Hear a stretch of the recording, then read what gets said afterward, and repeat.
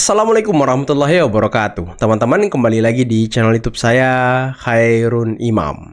Nah, di video kali ini kita akan menyaksikan beberapa tayangan yang sangat menarik dan juga sangat-sangat mengejutkan. Di mana kuasa hukum dari Rismon Hasyiwolan Syianipar, yakni Bung Jahmana Girsang, sepertinya sangat serius ingin memperkarakan dan juga memberikan efek jera terhadap Topi Miring. Karena setelah sebelumnya Bung Jahmana Girsang sudah melayangkan somasi kepada Topi Miring, sekarang dia muncul di sebuah video di Polda Metro Jaya sambil memberikan peringatan keras kepada Topi Miring. Apakah Bung Jahmana Girsang sudah melaporkan Topi Miring? Tapi ternyata bukan hanya Bung Jahmana Girsang, Andi Aswan juga ikut memberikan ancaman keras kepada Topi Miring akan dipolisikan ataupun diperkarakan karena kebohongan dia ataupun omon-omon dia terhadap watermark di ijazah Pak Jokowi. Selain itu teman-teman, kita akan menyaksikan bagaimana jejak rekam dan momen di mana Roy Suryo menjadi saksi ahli di sebuah persidangan dan dia diusir oleh hakim. Ternyata orang ini memang sejak dulu punya perilaku buruk mungkin teman-teman ya. Punya kesombongan tersendiri gitu. Makanya siapapun yang dihadapi tidak pernah menganggap orang itu lebih daripada dia. Nanti kita simak videonya. Karena terakhir kita juga akan menyaksikan bagaimana Said Didu saat tampil di Rakyat Bersuara pilih kabur saat debat dengan Rasman Nasution. Ada apa ini? Apakah Said Didu mentalnya hanya segitu teman-teman? Waduh. Nanti kita simak videonya. Tapi sebelum kita mulai jangan lupa like, subscribe, dan share. Dan tanpa perlu berlama-lama lagi, mari kita mulai videonya berikut ini.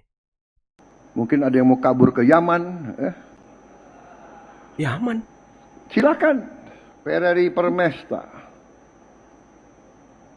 Terus gerakan ini, gerakan itu. Terus kita dibikin apa lagi? Indonesia gelap. Matanya burem, Indonesia gelap. Matanya buram. Indonesia terang. Betul, terang Pak. Ada yang mau kabur. Indonesia kuat sekarang. Ada yang mau kabur, kabur aja. Kok kabur aja ke sana? Mungkin ada yang mau kabur ke Yaman. Siapa tuh? Silakan. Di mana? Mau kabur Gerombolan kemana? Yaman. Hei orang-orang pinter, bukalah berita, lihatlah. Kita ditempatkan sebagai negara yang paling aman di dunia sekarang.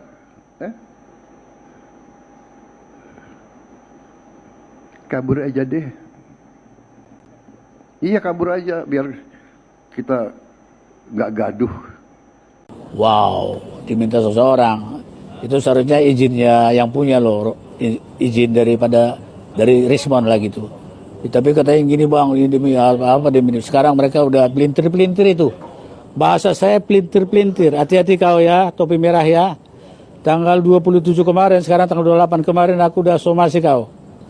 Hati-hati Ya, topi ke merah. nomor WA-mu 2 kali, satu Topi kali miring. tidak pakai hukum surat, kedua kalinya pakai hukum surat. Ya, kalau benar itu penelitian mengatakan itu watermark itu istilahmu apa, saya nggak tahu teknik. Tapi saya sudah tahu lebih dari itu. Hati-hati kau. Jadi jangan sok pinter kau, apalagi dipelintir-pelintir sama orang yang tujuannya nggak jelas. Betul. Hai kawan, topi merah. Siapa namamu nggak tahu aku. Hanya tahunya aku topi merah aja. Tapi malam ini aku katakan, lebih dari yang kau tahu, aku udah tahu. Jadi kalau somasi 1 kau tidak turutin 7 hari dari kemarin, kau bikin akan somasi 2, waktunya hanya 2 hari. Habis itu kau laporkan ini. Aku masih di Polda nih. Gara-gara kau aku di Polda nih malam ini. Bayangkan keras itu. nih. Aturan udah tidur aku di rumah tapi karena tidur. sesuatu hal yang menyenggol lagi klienku Rismon, dia dengan jujur menampilkan data itu baru 15% loh dari total yang akan bikin dia kontra apa itu namanya hipotesa itu. Baru 4 lembar. Tiba-tiba sudah datang kau menyeruduk tiba-tiba podcast di mana-mana. Oke kawan, kita bicara hukum ya. Aku tidak ngerti teknik digital forensik. Aku ngerti hukum aja. Perbuatanmu sejauh ini turutilah dulu perintah dari somasiku. Aku kan bilang, kalau legal action soft itu bikin somasi dulu. Nggak seperti ono-ono langsung bikin laporan di Bareskrim. Itu belajar advokat di mana? Advokat di pinggir-pinggiran kali gitu loh. Kalau kita harus benar-benar step by stepnya. Cuma somasiku pertama ini 7 hari.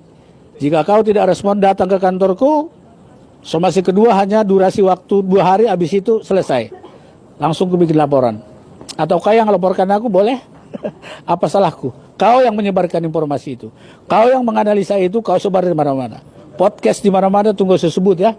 Udah ramai itu podcastnya. Tadi juga mereka podcast besar-besaran. Podcast besar-besaran. Hati-hati kau, ya. Dek. Hati-hati kau, Dek. Orang pintar mau takut jangan sampai dipelintir, diracuni oleh siapapun. Ingat itu. Sayang masa mudamu itu. Aku bicara normal orang tua ini. Sayanglah keahlianmu itu dipelintir kemana-mana itu. Sayang sekali. Sebaiknya kau belajar terus sambil kuliahmu terus sampai suatu saat kau jadi profesor, jadi pendidik di bangsa ini. Bukan jadi pemecah belah, bukan menjadi racun di bangsa ini. Aku katakan tegas malam hari ini. Karena udah keringatin aku di Polda Metro Jaya ini. Pukul berapa sekarang ini? Keringat Udah ya kan, jam 10-an. Begitu rekan. Waduh. Tapi kayaknya sih kalau setahu saya ya, topi merah ini kayaknya di DO teman-teman dari kampusnya. Dia nggak lulus, ya nggak sih? Dan kalau kalian perhatikan sekarang, raut wajah dari topi miring ini mulai pucat. Bahkan mungkin ya napas pun susah gitu ya kan. Luar biasa, kasihan kali kau topi merah. Saudara Roy Suryo nunjuk-nunjuk apa ya? Saudara Roy Suryo nunjuk majelis hakim kenapa? Nunjuk-nunjuk majelis hakim. Saudara Suryo, tolong, jangan menunjuk-nunjuk ya. Anda tuh pengunjung, hormati yang mulia. Hormati yang mulia. Oh, ini kasus Jessica, teman-teman. Cukup, hormati yang mulia. Sudah. Kasus kopi sianida nih ya. Tuh kan, apa gue bilang? Manusia yang satu ini emang gak punya akhlak. Inilah detik-detik Roy Suryo akan diusir dari ruang sidang karena membuat gaduh dengan nunjuk-nunjuk majelis hakim. Jejak digital itu emang kejam, bos. Menurut kalian video ini asli tidak, guys? Wah, berhadapan sama Rismon waktu itu ya. Supaya tenang. Kalau tidak tenang, penonton akan kita keluarkan dari ruang sidang. Sudah, silakan. Oke, cukup. Terima kasih. Cukup. Ali. Cukup.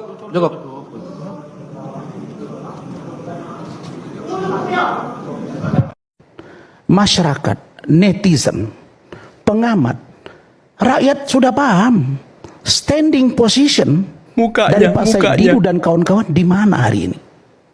Standing position Rasman dan kawan-kawan di mana hari ini. Kita akan sulit mengatakan itu, bahwa disama-samakan memang tidak sama. Memang kita berbeda pendapat. Tapi apakah kita akan berantem? Tidak. Karena dalam Islam berbeda pendapat adalah rahmah. Bahkan dalam ajaran Islam ikhtilaful ulama. Ulama yang berbeda pendapat pun bisa dilakukan ajaran dimaksud. Kalau dia menganut konsep sunnah, haram, wajib, makruh, mubah, dan halal. Tafsirannya dalam ini. Karena itu saya rinci. Pertama, Pak Saididu. Kalau Pak Saididu mengatakan bahwa serangan terhadap Pak Jokowi terstruktur, sistematis. Pak JK. Maaf, terhadap Pak JK. Iya. Terlalu cinta TSM sama Jokowi. Oh iya, kita cinta memang. Sama dengan cinta abang juga hari ini kepada PDI Perjuangan. Betul. Kan mencintai bukan berarti memusuhi. Diskakmat langsung ya kan. Baik. Apa yang disampaikan oleh Pak Saididu bahwa tergambar di mata publik dan atau saya yang ada di sini seolah-olah Pak Joseph Kalla itu dilakukan serangan pribadi secara TSM, terstruktur, sistematis dan masif. Pak Saididu dan teman semua, Jumat yang lalu saya ketemu Pak Jokowi. Saya boleh katakan bahwa Pak Jokowi, ini dari Pak Jokowi langsung ini. Beliau mengatakan bahwa kalau Pak JK menyatakan dalam press conference bahwa beritahu kepada termul itu. Ini bukan kalimat negarawan, Bang. Bukan. Kalau abang bilang bahwa Pak JK belum tentu ada lahir 100 tahun yang akan datang, belum tentu juga seorang lahir Jokowi 1000 tahun yang akan datang. Betul. Boleh dong saya berpikir Bung begitu. Rasman ini kelakuannya harus menyerang sesama narasumber. Berbicara aja Enggak, Bang, substansi, saya nggak usah enggak menyerang, Bang. pribadi. Saya harus menjawab pikiran-pikiran abang. Kebiasaan Bapak selalu begitu. Enggak, Ubahlah. kita aja baru ketemu Masuklah sekarang, Bang. substansi, jangan Bukan, Bang, berdebat itu menguji argumentasi. tapi kan Ketika logika yang abang bangun tidak masuk, masa saya diam saja? Oke. Tidak boleh dong. Substansi aja, nggak usah Iya, orang. saya mau katakan Oke, bahwa saya pamit sekarang. Memang Loh, saya kok menghindari boleh? orang ini. Wah, Silakan. harus fair kita dong. Abang dewasa. Buang, dong. kalau lihat foto Enggak, Bapak tadi sekarang mau saya mau pergi. tanya, Oke, saya abang mau maunya pergi. saya ngomong seperti apa? Masyarakat kita aman, Puang. Tenang, Puang. Masyarakat kita. Bang, aku tanya abang bencinya apa terhadap saya? Saya harus ngomong apa? Saya tidak pernah menyerang pribadi dimanapun. Anda selalu menyerang pribadi. Siapa Oke? saya serang abang? Dimanapun. Kita baru ketemu sekali. Enggak. Orang lain. Saya kan ngikuti Anda. Saya nggak serang abang. Kan ngikuti Anda. Oke, saya bahas Pak JK ya, Bang. Bung Oke. Asman, substansi aja, substansi silakan. Substansi. Iya, oke. Oke, saya gimana ya cara? Saya mungkin nanti Karena gini, yang ngomong tadi kan Mas Aiman, gini, Dan kalau topi merah itu mengatakan bahwasanya itu ada ijazahnya palsu 99,9% juga mengamini apa yang dikatakan oleh Roy Suryo, saya akan tuntut saudara. Wow, akan dituntut juga Saya ya kan? akan LP-kan saudara juga. Wow. Camkan itu. Makin panas ini. Walaupun dikatakan di kubu sebelah dikuliti dan sebagainya, saya masih apresiasi kepada Rizwan yang bisa menahan juga emosinya itu, ya. Dia paham situasi itu, ya. Tapi kalau kita lihat yang sekarang rame oleh yang namanya topi merah yang mengatakan bahwa itu adalah editan yang dibuat. Saya katakan teman-teman, saya mempunyai 4 sampel 4 sampel. yang sama lulus dengan Pak Jokowi, yaitu Pak Sigit, Pak Hardianto, ada Ibu Sri, ya. Yang 3 ini dan dengan Pak Jokowi sendiri, ya. Itu yang dibilang gajah Adam itu sama yang ditampilkan Rizwan itu. Dan itu bukan editan. Coba perhatikan baik-baik, ya. Coba lihat baik-baik. Ya, di situ ada punya Pak Sigit, ya. Coba lihat yang ada kotak merah, ya. Yang di kotak Gajah merah itu Adam. di bawah Gajah Adam tulisannya, ya kan? Kemudian Pak Hardianto tulisannya, yang di kotak merah juga Gajah Adam di situ. Pak Jokowi, coba lihat Gajah Adam. Kalau Prabowo itu menjual, maka Indonesia akan hancur selamanya. Pak Prabowo kalau tidak tahan seperti ini, turun. Dan titik kuncinya tetap satu. Ngatur. Ya Prabowo harus turun. Ngatur. menurut saya, pesan saya, teman-teman, saudaraku, kerjalah yang baik untuk negeri. Yang pengusaha-pengusaha hitam atau abu-abu, enough is enough. Negeri sedang membutuhkan anggaran besar untuk mensejahterakan saudara-saudara kita yang lain yang termarginalkan. Kita dukung pemerintahan Pak Prabowo karena begitu mulia Pak Prabowo mengadakan MBJ, terus Koperasi Merah Putih, terus Sekolah Rakyat, dan saya tahu cita-cita beliau, saya kenal beliau dari tahun 90-an, dia selalu ingin bekerja untuk Merah Putih dan untuk rakyat. Jujur, pernah kami menghadap 4 hari lalu, 5 hari lalu mungkin. Tulus betul. Beliau bercerita Presiden ini ya. tentang bagaimana membela rakyat kecil, bagaimana berpihak pada rakyat kecil. Dan pada saat itu, air mata saya menetes, saya tidak rasa. Waduh, luar biasa ya. Tapi kalau kita ingat apa yang pernah dikatakan oleh Presiden Gus Dur, almarhum Gus Dur, beliau kan pernah mengatakan kalau Prabowo itu adalah orang yang paling tulus, teman-teman.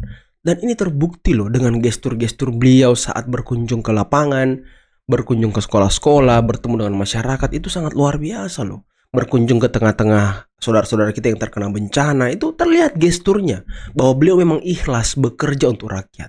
Apalagi coba yang mau dicari presiden?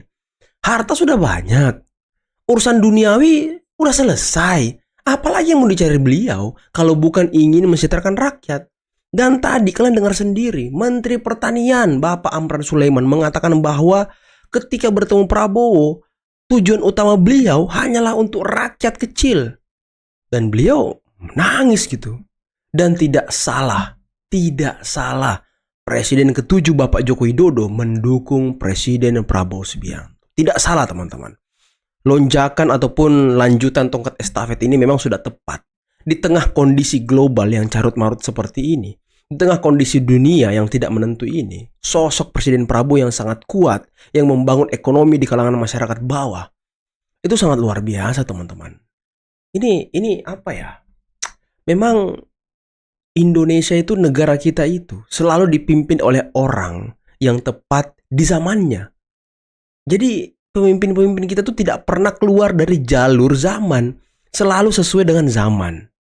Dan ini luar biasa, teman-teman, sangat luar biasa. Pak Jokowi membangun infrastruktur, menggenjot infrastruktur, mulai dari jalan tol, bendungan, dan lain sebagainya.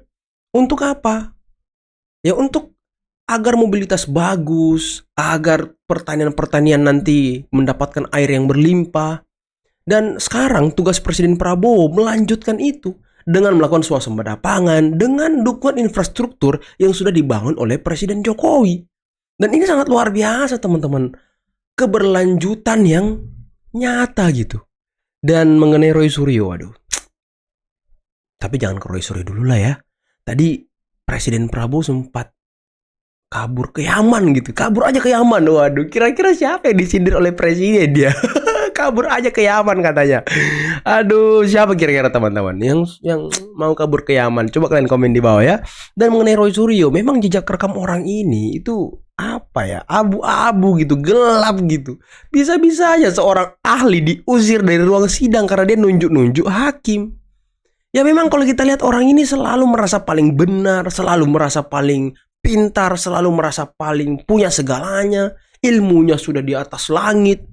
Dia lupa melihat ke bawah bahwa banyak orang-orang yang lebih cerdas daripada dia.